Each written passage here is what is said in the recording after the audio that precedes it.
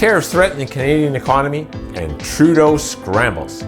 Trump announced a 25% tariff on Canadian imports, with a 10% tariff on energy products. Your cost of living is about to go through the roof, and your standard of living is going to dramatically decrease. That would be devastating for Canadian businesses and consumers. But at the last second, Trudeau cut a deal, a temporary 30-day pause on the tariffs. So what happens after 30 days? No one knows. And on February 10th, Trump just signed an executive order for 25% tariffs on our steel and aluminum. But what we do know is that Canada is now in a position of weakness, waiting to see if Washington pulls the trigger. How will this impact your wallet? Higher prices, a weaker dollar, and uncertainty for businesses. 24 hours after it was removed from BC liquor store shelves, Jack Daniels and other American booze from red states will be returning. BC's premier shaking his head and acknowledging the volatility of the U.S. presidency while announcing a pause on economic retaliation against our American neighbors. The move follows an 11th hour deal to pause President Donald Trump's threatened 25% tariffs on Canadian goods. In return, Prime Minister Justin Trudeau says Canada will implement its $1.3 billion border plan with some additional measures to combat fentanyl. I hope we take stopping the fentanyl smuggling very seriously, and then that would, in my view, prevent another trade war or another escalation. In response to Trump's tariffs, Canada has announced its own retaliatory tariffs. I am announcing Canada will be responding to the U.S. trade action with 25% tariffs against $155 billion worth of American goods. This will include immediate tariffs on $30 billion worth of goods as of Tuesday, followed by further tariffs on $125 billion worth of American products in 21 days' time to allow Canadian companies and supply chains to seek to find alternatives. Sounds strong, right? But here's the problem. When Canada raises tariffs, it's Canadian consumers who pay the price. That means higher prices on everyday goods, a bigger squeeze on families, and more economic uncertainty. How much more can your wallet take? Trudeau has run this country into the ground. We need an election now. So, is this a smart move? Or is Trudeau playing with fire?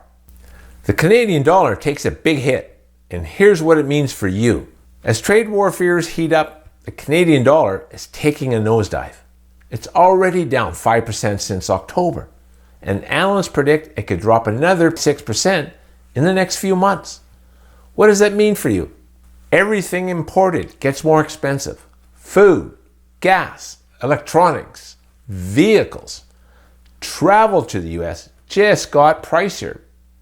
Your dollar won't stretch as far, and your investments could take a major hit.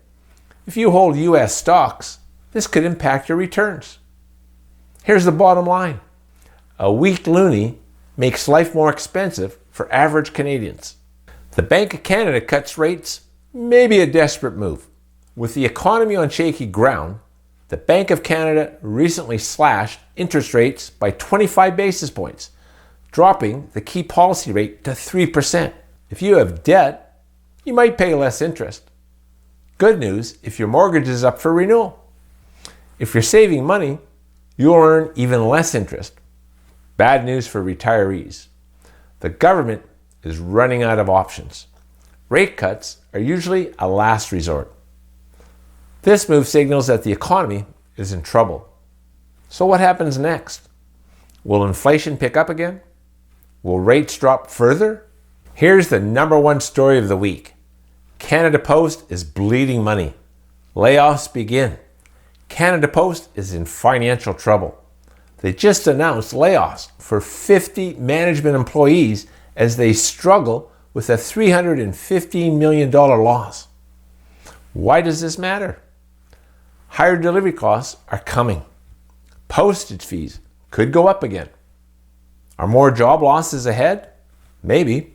If Canada Post is cutting management now, what's next? Does this signal a bigger issue with government-run businesses? With parcel delivery revenue declining, Canada Post is on shaky ground. The bigger question is Canada's entire economy heading in the same direction? The Crown Corporation is recording a loss of $315 million. It's worse than the situation Canada Post recorded at this point last year, when it tallied losses at $290 million. The latest report doesn't factor in the labor dispute, which the Courier says will have even more of an impact on its annual bottom line. As a delivery company, you provide one thing, and that's certainty. And if you can't provide that certainty, it eats away at your business. These are the financial stories that media isn't talking about, but they directly impact your money, your job, and your future. What can you do? First off, stay informed. Second, protect your investments. And lastly, prepare for economic shifts. Don't forget to like, share, and comment below. My name is Glenn Zacher, CEO of McGuire Financial. You'll find my contact details in the description and comments below. If you're looking to protect, grow, and secure your wealth, now is the time to take action, because at the end of the day, it's your money.